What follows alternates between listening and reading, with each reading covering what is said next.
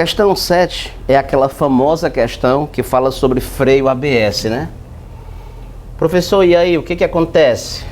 A ideia é a seguinte, ó. Nosso velho amigo gráfico da força de atrito, né? Em função da força solicitadora, né, professor? Isso, olha. O que acontece? Eu e vocês sabemos, né, que o maior valor que a força de atrito pode atingir, Renatinho, é o quê? É o miostático vezes a normal.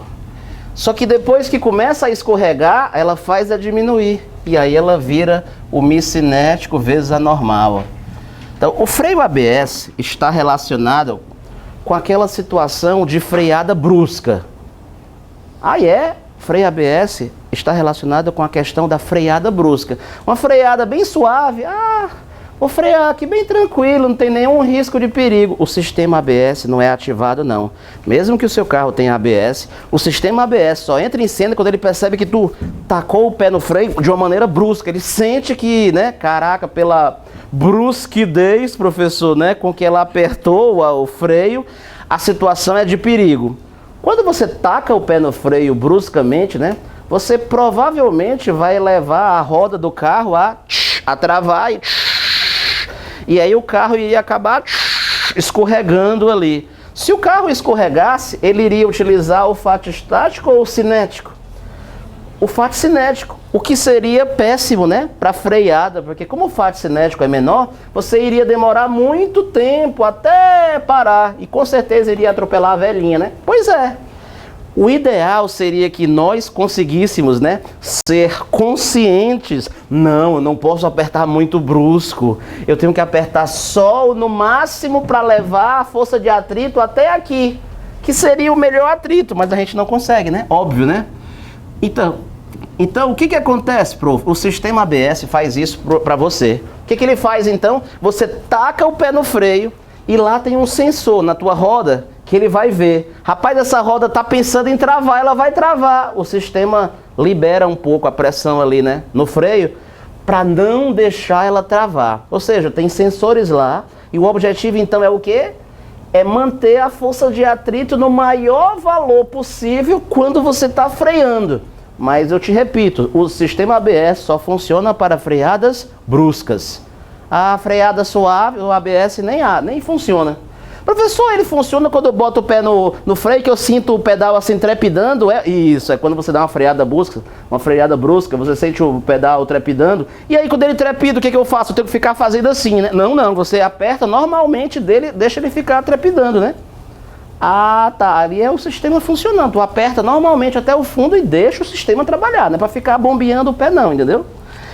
Então, moral da história, a questão 7 que fala sobre ABS, ela diz o seguinte, olha, durante uma freada violenta, um veículo que não tinha ABS deixou no asfalto uma marca de pneu de 6 metros de extensão. Os pneus, foi, professor? Foi.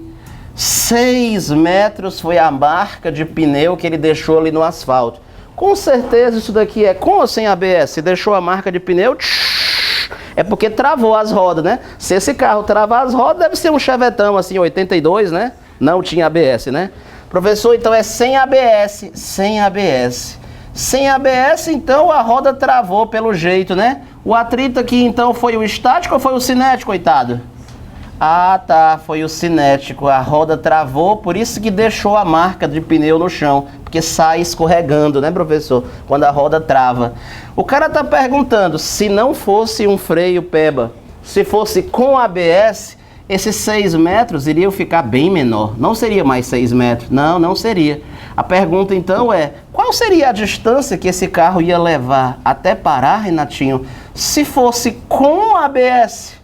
Ou seja, usando o fato estático máximo, né? Tá. Não é simplesmente o fato estático, é melhor, é o estático máximo. Caracas, Então o professor ele ia frear de maneira tão eficiente que iria percorrer com certeza bem menos do que 6 metros até parar, né? Iria percorrer quantos? Essa é a pergunta, né? Aí, vamos só recapitular o que acontece. Renato Brito, cara, quando um carro vai freando até parar, ó, como é que a gente relaciona, professor? A velocidade inicial, né, ó, com a distância percorrida, com o coeficiente de atrito. Pronto, vamos lembrar disso daqui. Renatinho, como é que a gente relaciona isso daqui? A gente já viu isso tantas vezes, né? Mas vamos de novo aqui, professor, bora. Ali tem, né, o diagrama de forças, mostrando aí as forças agindo, né? E aí eu posso te mostrar aqui, então, o diagrama que mostra só a cinemática, né? O carro tem uma velocidade V0, mas ele vai freando até parar, né? O movimento é retardado, ele tem uma aceleração para trás, vai percorrer essa distância. Bom, pela segunda lei de Newton, né? A aceleração com que ele freia é uma aceleração para a esquerda, só pode ter sido causada por uma força para a esquerda. Qual é a força que produz essa aceleração da freada? A força de atrito. Então a força de atrito é que vai fazer o papel de força resultante, é ela que vai causar a aceleração. Então eu vou aplicar a segunda lei de Newton, hein? Ó. O professor pode fazer por trabalho energia? Pode, mas deixa eu fazer assim hoje. Então o Fat é o causador da aceleração, ó. Ah, tá. Mas o Fat é mi cinético, é mi vezes a normal, né? No caso aqui seria o isso, mas deixa quieto. Mi vezes a normal. Ah, tá. Isso aí seria o que, professor? Seria a massa vezes a aceleração. Só que nesse caso a normal não é igual ao peso? É. Então onde tem a normal eu troco pelo peso, ó. E aí cancela a massa com a massa, né? Ó. Aí é a aceleração com que ele vai frear. Vai ser o quê? Vai ser μg. Ah, essa é a aceleração com que ele freia. Hã? Sim, como eu disse, pode fazer para o trabalho de energia, né? Eu acabei de falar e eu respondi já, né? Eu sou ligeiro, né? Ei, professor, e aí? E aí eu vou usar o velho Torricelli, ó, para relacionar isso com a distância que percorre até parar. Aí fica assim, ó. A velocidade final é 0, a velocidade inicial, eu vou botar menos porque está freando.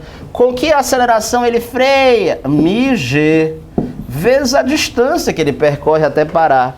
E professor, então qual é a distância que ele percorre até parar? V0 ao quadrado sobre 2μg. Então eu acabei de descobrir o seguinte, como é que você relaciona a distância que o carro percorre até parar com o coeficiente de atrito, né? Utilizado ali na freagem, né? Na frenagem. Tá. Então eu posso dizer o seguinte, professor. Então eu posso dizer o seguinte, ó. A distância que ele percorre pode ser com ou sem ABS. Professor, a distância percorrida sem ABS, esse S aqui é de 100, ó. Seria a velocidade inicial que ele vem, só que é sem ABS. Ei, sem ABS é o mi estático ou é o cinético? Freada brusca sem ABS é o mi cinético, né, professor? Ah, é porque vai travar a roda, vai sair escorregando. E professor, mas se fosse freada brusca com ABS, com esse C é C de com ABS, ó. Aí com ABS, freada brusca, no lugar do mi cinético, vai ser o mi qual? Estático, porque vai ficar na iminência de travar, mas o sistema não deixa travar. Eu te dou um doce se tu descobrir ou adivinhar o que eu vou fazer com essas duas equações. Eu vou dividir uma pela outra. O Renato Brito sempre faz isso. Eu odeio quando o senhor faz isso, professor. Mas é muito prático. Porque quando você divide uma pela outra, você vai encontrar que a distância sem ABS dividido pela distância com ABS, pessoal, tu percebe que vai cancelar o V0, o 2 e o G? É, mais ou menos. Então, divisão de frações, pegue a primeira e multiplique pelo inverso da segunda, né? Quando você dividir isso daqui por isso, eu tenho certeza que você percebe que isso vai dar o quê? Mi estático sobre o mi cinético, não vai não? Vai, professor, vai dar isso daí, olha. Vai dar exatamente isso. Então agora eu estou apto a fazer, ó, essa conta. Ou não se acanhe não, professor, faça aí. A distância percorrida sem ABS, ô coitado, 6 metros, quase que mata a velha. Isso. A distância com ABS é o que eu quero saber. O miostático é 0,4, o miocinético é 0,3. Moral da história, você faz a continha, multiplicou, ele iria percorrer bem menos, não era não? Ele iria percorrer o que, Renato? 4,5 metros, ó. Essa é a distância que ele percorreria com ABS. Na sétima, então, professor, é a letra B de bola. Diz aí. Qual a diferença de como vai funcionar o freio ABS e o freio normal? Na freada brusca, tu tacou o pé no freio. Se for sem ABS, trava a roda e o carro vem a 80 km por hora. Tu taca o pé no freio brusco, o chavetão sai né, cantando pneu e sai derrapando. Agora o carro tem ABS. Quando tu taca o pé no freio, o sistema vai apertar, mas quando ele sentir que vai travar, ele solta um pouquinho. Ele aperta e solta, de modo que ele não deixa a roda travar. E aí, a pessoa que está usando o sistema ABS, ela pode até ter a ilusão de que eu acho que esse negócio é ruim, ABS, parece que freia de maneira menos eficiente. A pessoa pode até ter essa impressão às vezes, mas é a melhor freada, é com o sistema ABS. Por que no sistema ABS eu uso o atrito estático? Olha ali o ponto gráfico, o ponto máximo do gráfico, ó, o fato estático máximo. É aquele que a roda está sempre na iminência de travar, mas ele não deixa ela travar, entende? Tem um sensor, sente que ela vai travar e solta, sente que ela vai travar e solta. Soltando, né? Tem uma pinçazinha lá que no carro que não tem ABS, ela só faz segurar e a roda trava. E aí sai escorregando. No ABS, a pinça tem um sensorzinho de pressão. Quando ela vê que vai travar, libera. Aí aperta de novo. Vê que vai travar, libera. Vê que vai travar. Aí ela mantém na iminência de travar e não deixa travar. Ou seja, no gráfico eu estou naquele ponto mais alto dele, né? Sempre na iminência de travar, mas ele não deixa travar. Então usa o freio, né? O FAT máximo, né?